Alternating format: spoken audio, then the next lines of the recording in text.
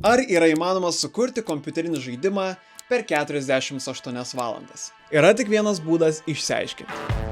Mūsų komandos 3D modeliuotojai kibo į darbus ir netrukus paruošė žaidimo aplinką bei keletą objektų. Pirmos dienos pabaigoje buvo galima pasivaikščioti po pagrindinį žaidimo kambarį ir pakilnoti objektus. Antrąją dieną atėjo laikas didinti apsukas. Sukūrėme įvairius daiktus, dinaminį apšvietimą ir pagrindinį žaidimo veikėją Cameroną. Čia buvo geriausias nemokamas 3D modelis, kurį radom. Į žaidimą pridėjome ir pagrindinį blogiuką, serijinį žudiką Steve'ą. O kad pagrindinis veikėjas Cameronas galėtų apsiginti, davėme jam ranką ir ginklą.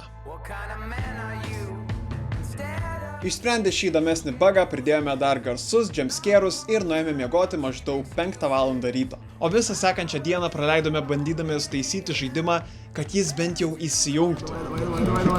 Po siaubingai varginančių 48 valandų darbo žaidimas buvo pagaliau baigtas. Na ir belieka pagrindinis klausimas, ar jis atrodo gerai.